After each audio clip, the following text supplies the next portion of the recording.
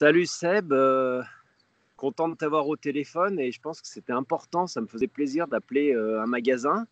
Donc je vais rappeler, tu es Sébastien Talotti, tu es gérant associé avec deux autres personnes et tu as une employée à Salanches d'un magasin spécialisé en running. Tu es fermé comme tout le monde depuis maintenant 12 jours. Explique-nous comment ça se passe déjà à titre perso et aussi en termes de magasin, puisque là on te voit dans ton magasin ce matin. Bonjour Fred, bonjour à toutes et tous. Donc, oui, je suis donc gérant du magasin Le Talon d'Achille, associé avec Benoît et Loïc, et puis également avec Olivia, qui est notre employée à qui je passe bonjour. Donc, le confinement se passe relativement bien, hein. Personnellement, je le vis très bien. Je suis chez moi, confiné, comme tout le monde. Je reste chez moi, je joue le jeu. Et au magasin, j'y suis tous les matins parce qu'il y a tout de même, pour tous les commerçants, tous les chefs d'entreprise, il y a quand même beaucoup de papiers à gérer. J'ai l'avantage, justement, comme je te l'ai dit, on est trois à gérer cette affaire et du coup, heureusement d'ailleurs, parce que tout seul, ça serait compliqué. Donc, je remercie mes associés vraiment pour l'aide qu'ils m'apportent dans la mise en place de tous les documents administratifs. Ok, et vous êtes fermé depuis maintenant 12 jours. Est-ce qu'au niveau du commerce de proximité dans la ville de Salanches, il y a une solidarité qui s'est organisée ou chacun a baissé son rideau et du coup chacun gère sa vie comme il l'entend? Je pense que le fait d'être fermé, ça prouve qu'on est solidaire, justement. C'est que ce confinement, tout le monde joue le jeu, tous les commerces, et ça prouve justement qu'on est solidaire à l'ensemble à l'ensemble du corps médical qui se bat tous les jours. Après, oui, il y a des mouvements de solidarité par le biais de regroupements. On a une association qui s'appelle C-Salanches, qui regroupe beaucoup de magasins de Salange, qui propose des aides justement de conseils sur administratif. Et il y a également des magasins comme des bouchers, des petits magasins d'alimentation où on joue le jeu, on va vers eux, on achète local pour les aider au maximum. Donc oui, il y a une entraide constante en fait. Alors toi, tu es comme beaucoup de magasins en France, tu es indépendant, il y a d'autres magasins spécialisés qui sont rattachés à des chaînes. Aujourd'hui, on est samedi, vous devriez être en pleine activité, on est fin mars, tout le monde devrait courir, il fait beau. Il y a un gros manque à gagner. Est-ce qu'aujourd'hui, les marques, donc vos fournisseurs, se sont organisés pour vous aider? Oui, très clairement, il y a un gros mouvement de solidarité entre les fournisseurs, les marques et les commerces similaires aux miens. Alors, je parle au nom déjà, je salue tous mes homologues, hein. Moi, je suis un magasin indépendant, mais toutes les enseignes auront le même souci que moi. On est tous pareils. En tout cas, les marques, tout de suite, ont très vite réagi en nous proposant des actions d'aide, de report d'échéance, hein, qui vont de 30 à 120 jours suivant les marques. Et ça, pour nous, c'est juste énorme parce que on n'aurait pas ça, ça serait compliqué. On n'aurait pas ces reports. Il faudrait sortir une trésorerie qu'on n'a pas forcément. Et là, on est dans une période normalement de forte saison. On est au printemps. Pour nous, c'est des périodes qui sont hyper importantes où on a des grosses rentrées d'argent comme tous les autres magasins. Et nos stocks sont pleins aussi, Fred. Tu vois, c'est que toutes nos livraisons se sont faites en amont de cette période, c'est-à-dire qu'on a rentré nos stocks dans le mois de janvier, février. Donc là, on a nos stocks pleins avec peu de trésorerie. Donc si les marques n'auraient pas joué le jeu de décaler les échéances, ça aurait été vite compliqué. Donc je tiens vraiment à les remercier. Ouais. Et là, au niveau du commerce, il y a quand même une certaine fébrilité, j'imagine, de tous les acteurs qui ne savent pas quand vous allez reprendre.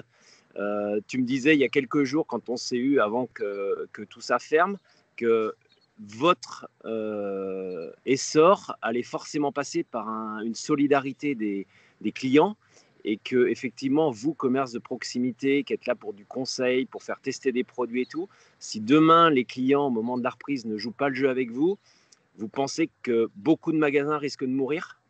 Ouais.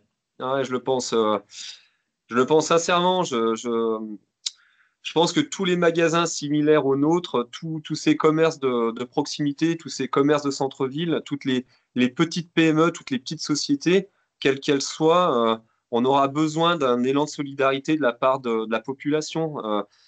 Quand la vie va reprendre, la vie va reprendre d'un coup, et je suis persuadé que la vie, les gens vont essayer de rattraper le temps perdu en faisant des achats dans divers commerces, et on ne sera pas tous à la même enseigne. Nous, on ne va pas pouvoir euh, réouvrir en faisant des soldes à tout va.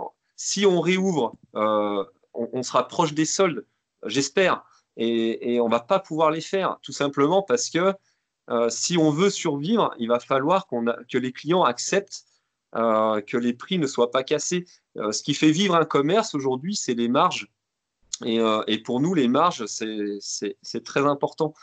Ce qui va se passer aussi, Fred, c'est que, tu sais, il y a beaucoup d'enseignes de vente en ligne, de grosses enseignes qui vont avoir du surstock et qui vont casser les prix. Et il va y avoir un écart énorme entre le petit magasin qui essaye de survivre en gardant des prix de vente conseillés et puis des grosses chaînes qui, eux, voudront à tout prix écouler leur stock pour rentrer en fait une nouvelle collection. Donc, je pense que les gens vont devoir aussi accepter à un moment donné d'être solidaires, d'aller dans ces petits commerces, l'opticien, euh, je sais pas moi, le magasin de rue. Oh, Mais et en fait, ils vont devoir ces gens-là accepter de payer un peu plus cher pour pouvoir redonner vie en tout cas au magasin. Ouais. Ouais.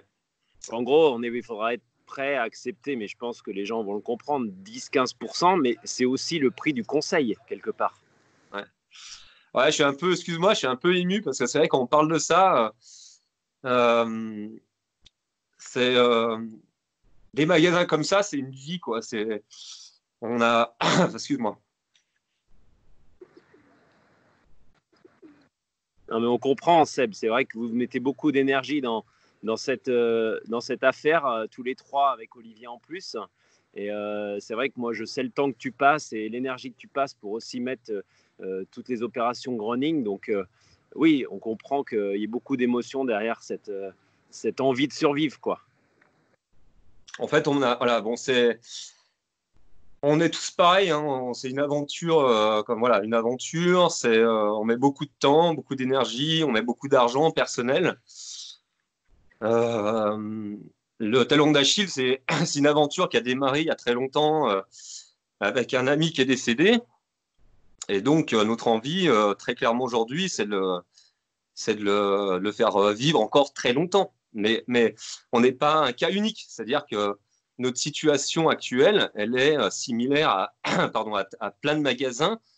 Et en fait, il faut que les gens comprennent que la vente sur Internet, c'est très bien. Voilà, il faut vivre avec son temps.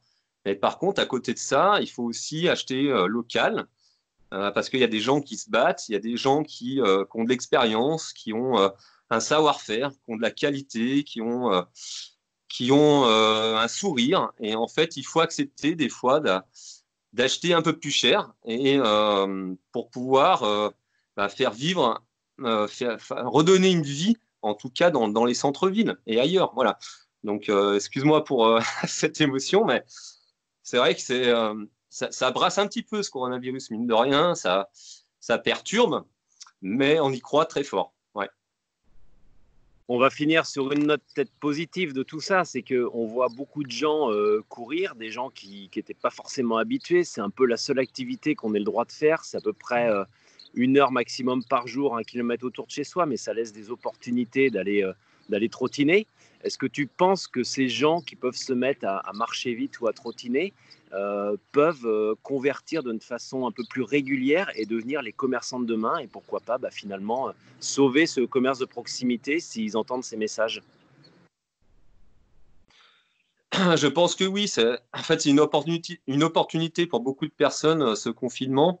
Alors, on doit rester chez soi. On doit rester chez soi. Donc, par contre, on a ce droit d'aller prendre l'air 1 heure autour de chez soi. Et je pense qu'il y a des gens qui vont découvrir, en tout cas, l'activité physique. Et je tiens aussi à passer un message, c'est que, en fait, faire une activité physique, c'est également aussi s'immuniser.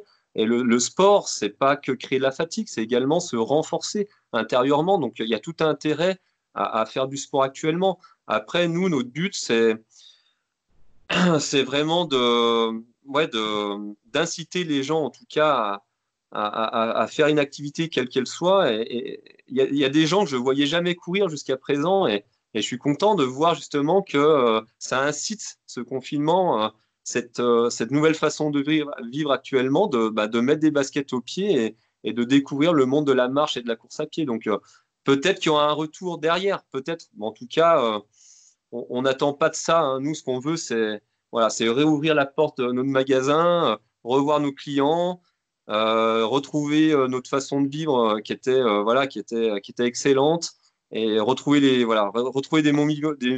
moments très, très, euh, très conviviaux. Voilà. Ouais. Simple et joyeux, quoi. Voilà. Simple.